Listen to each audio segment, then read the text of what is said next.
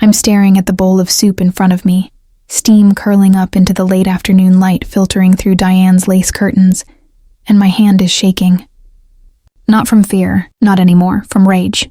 Because I know what's in this soup, and in exactly 45 seconds. I'm going to watch my mother-in-law eat it instead of me. But let me back up. 3 years ago, when Michael first brought me to his mother's house in Riverside, Connecticut, I thought I'd hit the jackpot. Diane Patterson seemed like everything you'd want in a mother-in-law.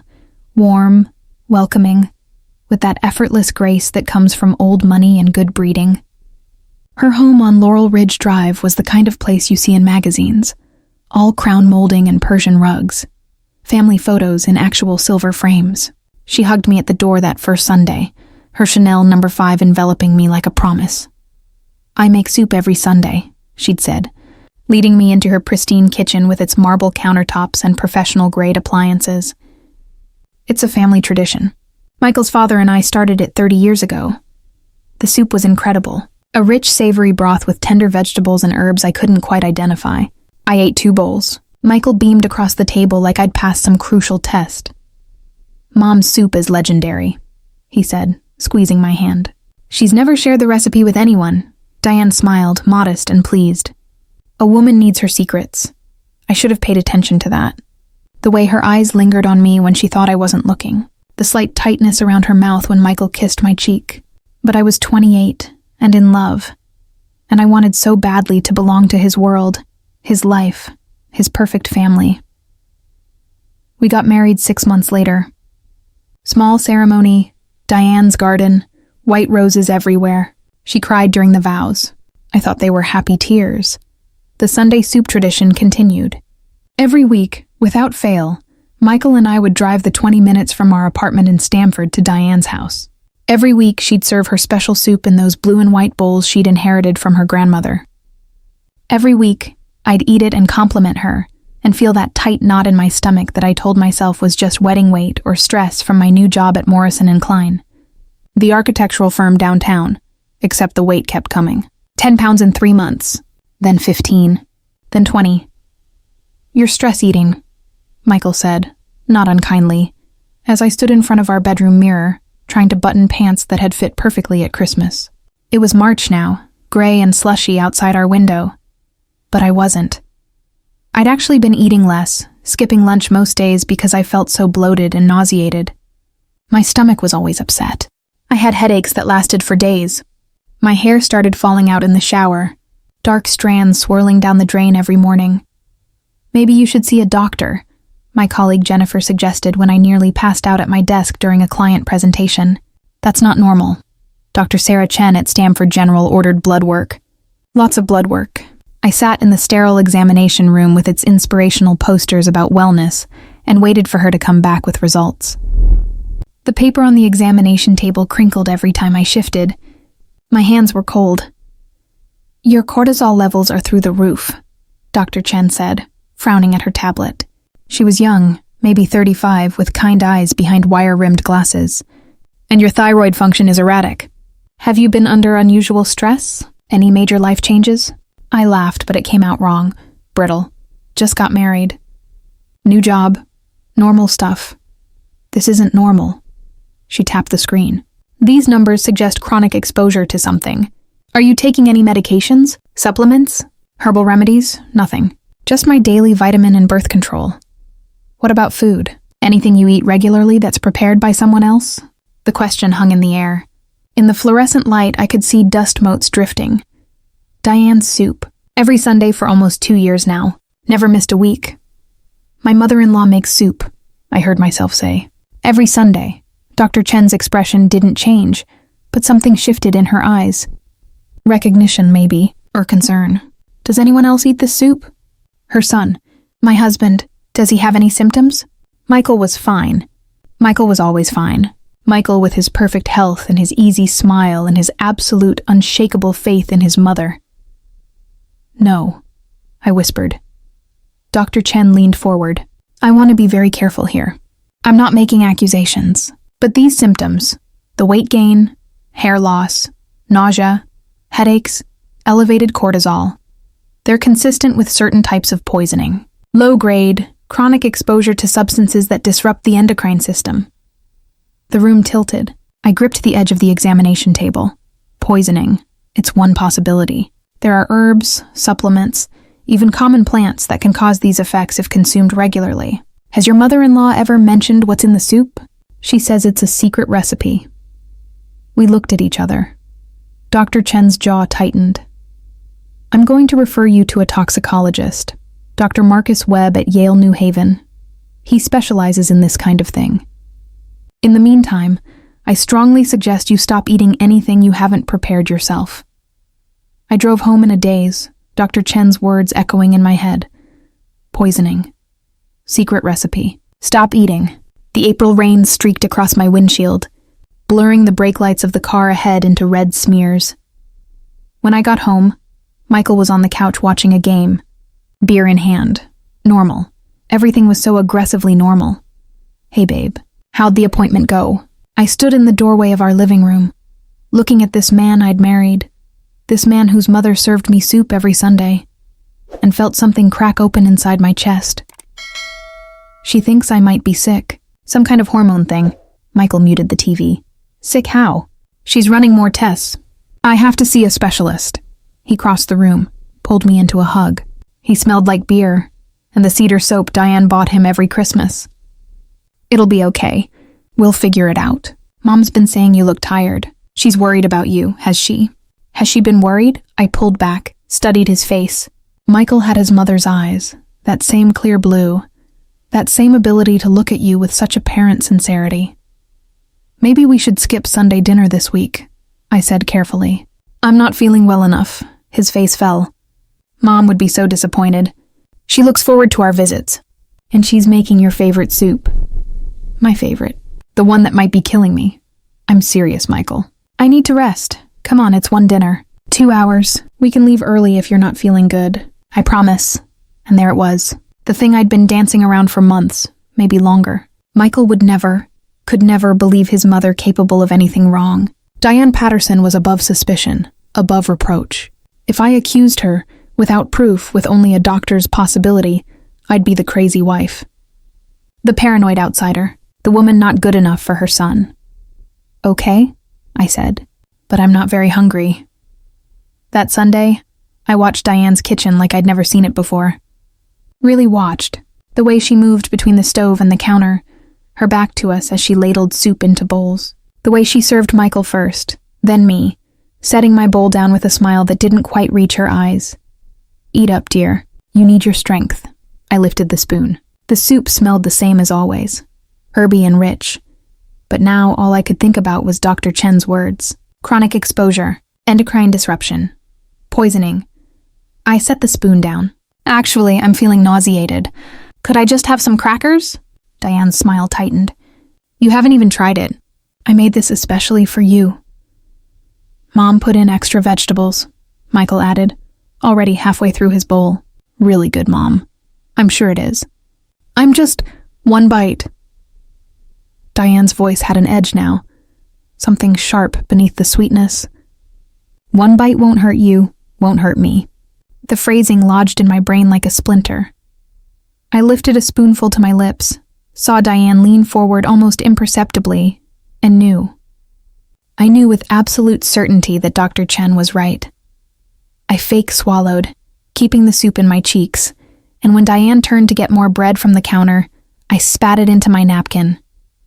My heart was hammering so hard I thought they'd hear it.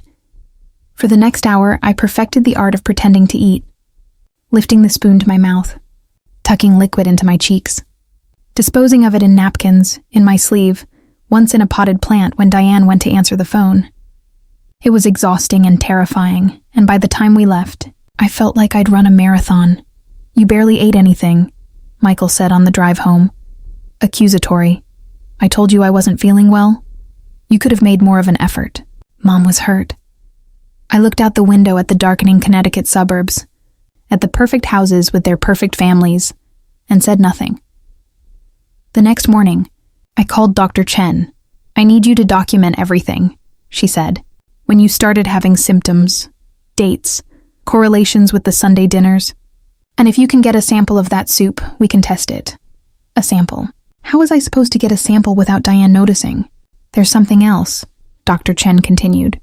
I looked into cases like this. It's rare, but it happens. Usually with herbal supplements that contain heavy metals or hormone disruptors. There's one herb in particular that keeps coming up in the literature. Dangui, Angelica sinensis. It's used in traditional Chinese medicine for women's health. But in high doses, or with prolonged use, it can cause exactly your symptoms. Why would she... I couldn't finish the sentence. I don't know. But people have their reasons. Control, jealousy. Sometimes there's no reason that makes sense to anyone but them. I spent the next 3 days researching. Dangui, also called female ginseng, used for thousands of years, generally safe in normal doses, but excessive consumption could lead to weight gain, hormonal imbalances, hair loss, fatigue, everything I was experiencing. On Thursday, I told Michael I was having lunch with Jennifer from work. Instead, I drove to 3 different Asian grocery stores until I found what I was looking for. The dried roots looked innocuous. Twisted brown pieces that smelled faintly sweet and medicinal. I bought a small bag, took it home, and compared the smell to the shirt I'd worn to Sunday dinner. The one I'd spat soup into, similar. Not identical, but similar enough. I needed proof. Real proof. That Sunday, I told Michael I was feeling better. He was relieved, pleased that things were getting back to normal. We drove to Diane's house under a bright May sky. Everything was blooming, the kind of day that should have felt like hope. Diane greeted us at the door in a yellow blouse that matched the daffodils in her garden. "There's my girl. I'm so glad you're feeling better. I made your soup." Of course she did. While Diane and Michael talked about his work, I volunteered to help set the table. In the kitchen, I looked at the large pot simmering on the stove, and my hands shook as I pulled out my phone. I'd bought a small glass vial from a craft store, medical grade, sterilized. It was in my purse with a rubber stopper. When Diane called from the dining room, "Michael, come look at this photo," I moved fast. Lifted the pot lid, filled the vial with hot soup, trying not to burn my fingers. Sealed it. Shoved it in my purse just as footsteps approached. "Need help?" Diane stood in the doorway, backlit, her expression unreadable. "Just admiring your kitchen. It's always so perfect." Cleanliness is next to godliness. She moved past me, checked the soup, and for one terrible second I thought she'd know somehow that I'd tampered with it. But she just smiled and started ladling it into bowls. This time I had a plan. I'd sewn a small plastic bag into the lining of my jacket, the kind diabetics use for supplies. Throughout the meal, I pretended to eat while actually pouring soup into the collar of my jacket, where it dripped down into the hidden bag. It was disgusting and uncomfortable, and I lived in terror of being discovered. But by the end of dinner, I'd only actually consumed maybe 3 tablespoons. "You have such a good appetite today," Diane said, eyeing my empty bowl with satisfaction. "I'm so pleased," Michael beamed. His 2 favorite women getting along. I drove straight from Diane's house to the hospital. Dr. Chen had left instructions at the lab. They took my sample, marked it urgent, and told me results would take 5 to 7 business days. Those were the longest days of my life. I went to work, came home, avoided Michael's questions about why I was so distant. At night, I lay awake imagining confrontations, accusations, divorce proceedings. My mind spun with scenarios where no one believed me, where I was labeled the crazy one, the troublemaker, the woman who couldn't handle having a mother-in-law. On the 6th day, Dr. Chen called. "You need to come in. Now." I left work early, drove to her office with my hands clenched on the steering wheel. She ushered me into her consultation room and closed the door. The soup tested positive for Angelica sinensis. High concentrations, much higher than would ever be used in normal cooking or even therapeutic teas. She slid a lab report across her desk. There's also Tribulus terrestris, another herb that affects hormones, and trace amounts of licorice root, which in excess can cause cortisol spikes. The room swam. So she's been poisoning me. The soup contains substances that, consumed regularly in these quantities, would absolutely cause your symptoms. Whether that's intentional poisoning or simply misguided attempts at... She trailed off, clearly not believing her own generous interpretation.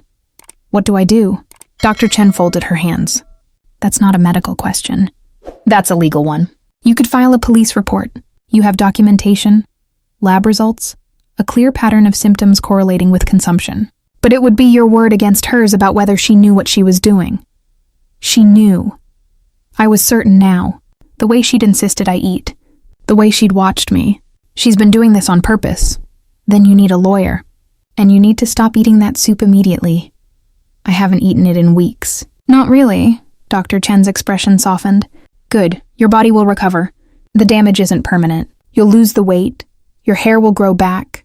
Your hormones will rebalance. Physically, you'll be fine. But would I? Could you recover from knowing your mother-in-law had spent 2 years trying to poison you? That your husband's family, the family you'd married into with such hope, wanted you gone?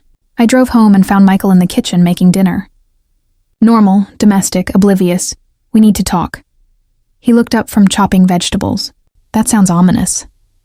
I put the lab report on the counter between us. Your mother's been putting herbs in her soup. Herbs that have been making me sick. Michael picked up the report, scanned it, set it down. What is this? Lab results. From the soup your mother serves every Sunday. It's full of herbs that cause hormonal problems. Weight gain, hair loss, everything I've been experiencing. He stared at me. Are you seriously accusing my mother of, what? Poisoning you? Look at the report, Michael.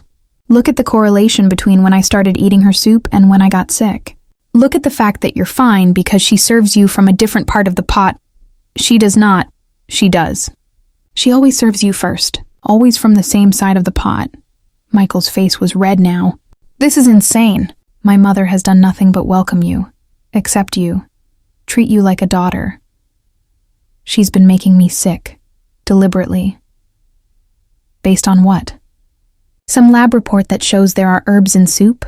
Herbs are normal in soup, not these herbs. Not in these quantities. I can't believe this. Michael paced the kitchen. I can't believe you'd accuse my mother of something so horrible. She loves you. She asks about you constantly, worries about you. She worries about whether I'm still eating her poison. Michael spun around. Don't talk about her like that. And there it was. The line in the sand. His mother or his wife, and he'd already chosen. Michael, please, look at the evidence. Come with me to see Dr. Chen. Let her explain. I'm not going anywhere. And neither are you. You're going to apologize to my mother for this crazy accusation, and we're going to forget this ever happened. I'm not apologizing for being poisoned. You're not being poisoned. You're being paranoid and cruel, and I don't even recognize you right now. I grabbed my purse and my laptop. I'm staying at Jennifer's tonight. Sophia, wait. But I was already out the door. Jennifer lived in a renovated brownstone in South Norwalk with her girlfriend, Maria. They took one look at my face and pulled me inside without questions. I told them everything over tea at their kitchen table, showed them the lab reports, watched their expressions shift from skepticism to horror. Holy shit, Maria said finally. She was a paralegal at a family law firm. You need a lawyer. Like yesterday. I need a husband who believes me. Jennifer squeezed my hand. Men always believe their mothers. It's evolutionary or something. But you have proof. That matters. Maria was already on her phone. My boss handles cases like this. Domestic abuse, family law. I'm texting her now. It's Sunday night. She'll answer. She's obsessed with her work. 3 minutes later, Maria's phone rang. She stepped into the living room, talked in low, urgent tones, then came back. Rebecca wants to see you tomorrow. 9 a.m. Bring everything. Rebecca Kim's office was on Bank Street in Stamford, all glass and chrome and confidence. She was 40-ish, Korean-American, with a handshake that could crush bones and eyes that missed nothing. Talk me through it chronologically, she said, after we'd settled in her conference room. I did. First Sunday soup to present day. Every detail I could remember. She took notes on a legal pad, her pen flying across the paper. When I finished, she sat back. This is good. Really good. You've documented everything. You have medical evidence. You have lab results showing exactly what was in the soup. What you don't have is proof that she intended harm. What else would you call it? She could claim she was trying to help. That she thought these herbs would be good for you. That she didn't know the dosage was harmful. It's a weak defense, but it's plausible deniability. So she gets away with it. Not necessarily. We can file for a restraining order based on the poisoning. We can sue for damages, your medical bills, pain and suffering, emotional distress, and we can make sure she never comes near you again. Rebecca leaned forward. But I'll be honest with you, the stronger case is the one where we have her admitting it, on record. You want me to get her to confess? I want you to have a conversation with her, with your phone recording, where she explains why she put those herbs in the soup. Even if she frames it as trying to help, we have her admitting to drugging you without your knowledge or consent. My stomach clenched. She'll never admit it in front of me. She might, if she thinks you're leaving her son. If she thinks she's won. Narcissists love to gloat. I thought about Diane's satisfied smile when I'd eaten the soup, the way she'd watched me, the cruel pleasure in her eyes. When do we do this? This Sunday. Your regular dinner. Tell your husband you want to make peace with his mother. Show up. Have the conversation. Get it on tape. Rebecca made it sound so simple, but my hands were shaking as I left her office. Michael texted me 17 times over the next 3 days. Angry texts, pleading texts, texts calling me unreasonable and paranoid, and texts begging me to come home. I answered once. I'll come to Sunday dinner. We can talk then. His response was immediate. Thank God. Mom will be so relieved. I bet she will be. Sunday morning, I met Rebecca at a Starbucks on Main Street. She handed me a device the size of a USB drive, voice-activated recorder. Keep it in your pocket. Connecticut is a one-party consent state, meaning you can legally record conversations you're part of without informing the other person. But make sure you're actually participating in the conversation. I turned the device over in my hands. So small, so much power. What do I say? You're hurt, betrayed. You want to understand why. Give her room to explain, to justify, to confess. Don't accuse directly. Just ask questions. At 4:45 p.m., I pulled up in front of Diane's house. Michael's car was already in the driveway. The tulips were blooming, pink and yellow, cheerful and obscene.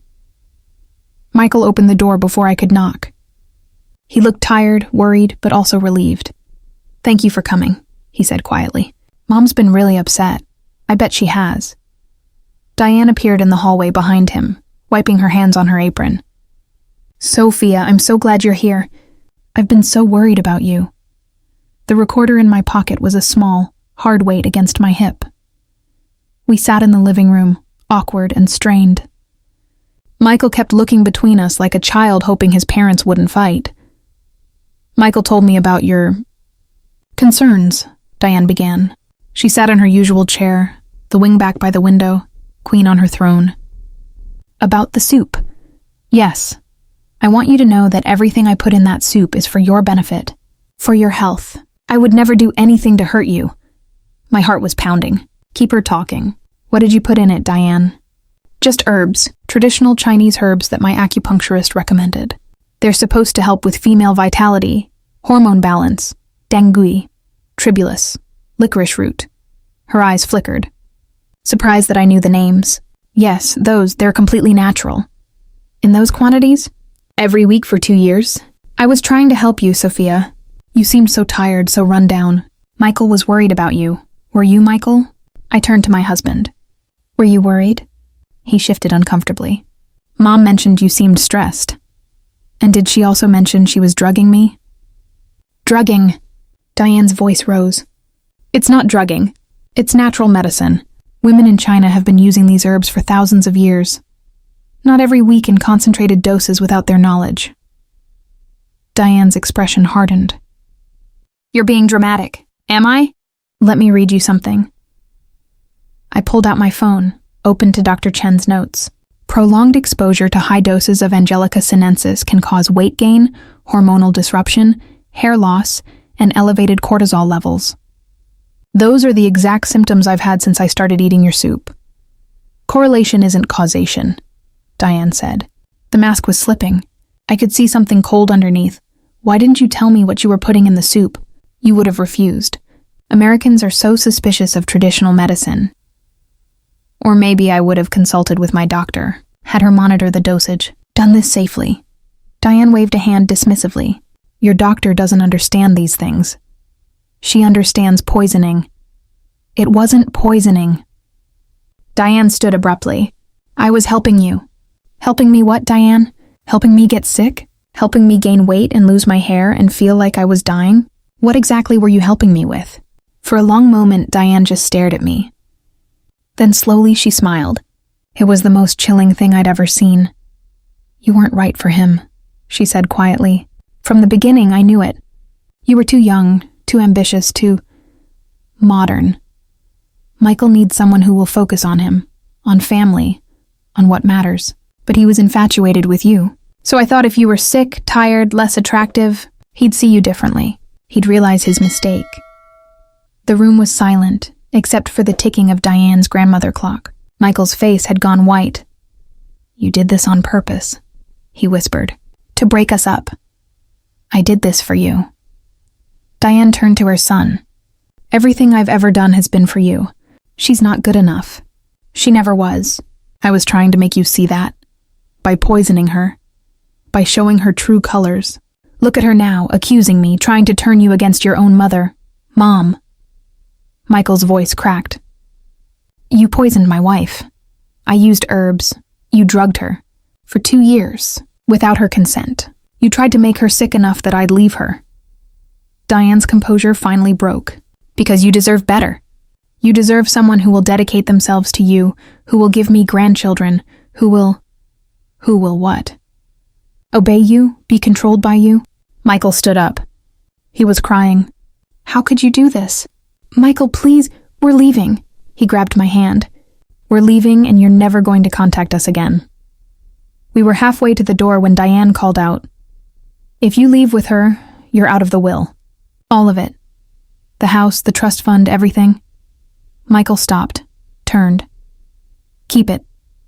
We drove to the police station on Broad Street in silence. Michael's hands were shaking on the steering wheel. Inside, a Detective Martinez took our statement. I had the recording, the lab results, Dr. Chen's medical reports, 2 years of documentation showing the correlation between Sunday dinners and my symptoms. This is assault, Martinez said after listening to everything. Administering drugs without consent, with intent to harm. We'll need to investigate, get warrants for the soup pot, any herbs in her house, interview witnesses. It took 3 months. 3 months of waiting, of statements, of Michael going to therapy to process what his mother had done. Diane hired a lawyer who tried to paint her as a misguided mother who'd made a mistake. The herbs in her kitchen cabinet, pounds of them, enough to drug someone for years, said otherwise. She pleaded guilty to 3 counts of reckless endangerment and 1 count of assault. She got 3 years probation, anger management classes, and a restraining order keeping her away from both of us. Michael's sister, Lauren, who I'd barely known during all of this, called me the day after the sentencing. I'm so sorry, she said. I should have seen it. Mom did the same thing to Dad's second wife after he left her. Different methods, same result. She drove Susan away and I didn't connect the dots. There had been another victim. Of course there had been. Thank you for telling me, I said. Thank you for fighting back. That was 18 months ago. Today, I'm standing in my own kitchen. Mine and Michael's. The one we moved into after selling everything and leaving Connecticut behind. Making soup. Real soup.